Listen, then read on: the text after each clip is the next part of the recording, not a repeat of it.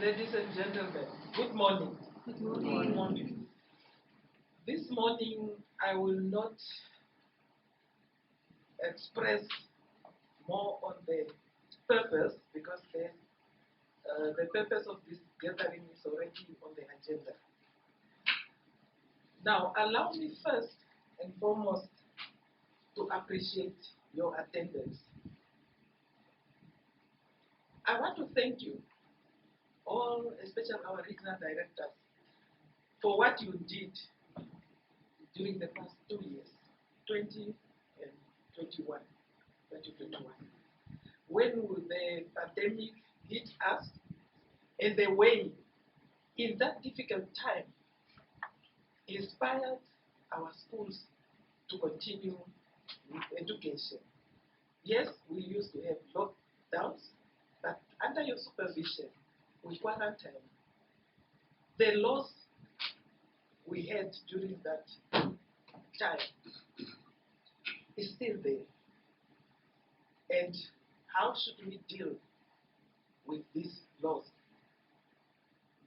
It caused psychological damage among our learners, among our teachers, because parents were lost, teachers went, and these children have to be taken through that difficult time.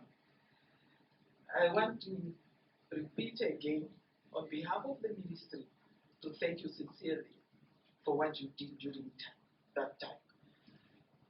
We continued, we were looking forward after the COVID-19, how to transform this education.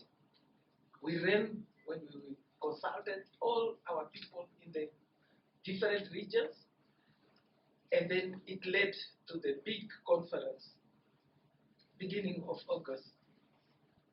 And as the former speaker said, it ended up our head of state to deliver that statement international in the UN. Ladies and gentlemen, while you are in New York, we were in Canada, talking the same language. From COVID, what is next? We got a lot of information, but everything went towards inspiring innovation. COVID taught us something which we couldn't do if there was no COVID. And we decided that we are moving forward, utilizing what we did during COVID, especially the online learning and teaching. Ladies and gentlemen, in Namibia, we regard people as the very important human resource for the country. This is the wealth. But the most important one is the one in our hands.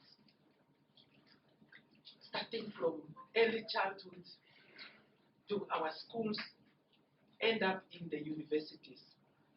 Then we have to harvest from that crop, which we have to deploy again in the society. I feel honored to meet you this morning. And for all of you who are working in the education, started yesterday with your meeting, I regard you as the parliament within the Ministry of Education. And this morning, all of you with our stakeholders, and you are in the leadership. So my message is, again, to inspire you so that you inspire our teachers, learners, parents to support education. As we embark on transformation of education, we need everybody. Now, when you look at the leadership sitting here, some are saying it is the process and enlisting and guiding the talents and energies in teachers, in our learners, but also go further, the talents in the community. Therefore, see yourself that education sector is very, very important in the country. You are the wealth. Now, before I conclude, I have a question, especially to the regional directors. Which region is the best in the country? Just raise up your hand. Applause. Give them applause.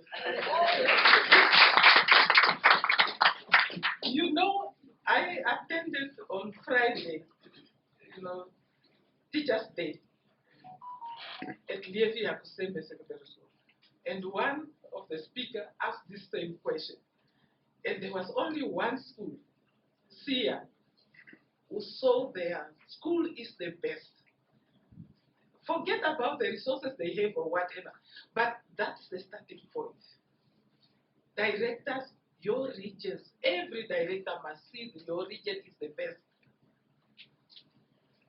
I don't want to hear this marginalized group, neglected regions, and despite the circumstances you find yourself, despite the resources, meager resources you have, make use of the little you have for the children in your region to excel. Now, for us to implement the curriculum, the community is already asking, and as if we are the ones where the country is not progressing because education curriculum is not. But we have to prove that what we are doing is the best. And it's not only found in Commerce region alone or any other regions in our country. We are talking about conferences we are attending. We are talking about networking with other countries. We are just doing well. And whenever we see the shortcomings, we address that. Please, regional directors, as you are steering the communities in your hands, we are one body. I always use the human body with all these parts. The eyes have a function to see, so that the arms knows what to take. The legs must, take that body where it's supposed to be. The ears must hear. At the end of the day, the brain controls everything. But we need each other. These issues of seeing head office like in isolation, regions like in isolation, NAMCOL alone there. No. Whether it's Ministry of Gender, starting at home with the education, the Ministry of Education, Arts and Culture take over where the parents started, try to develop until we hand over to tertiary education. Remember, Ministry of Education, we are the conduit as we are moving to Vision 2030. All these students have to go through that conduit and arrive safe there. Therefore, the curriculum alone is not enough.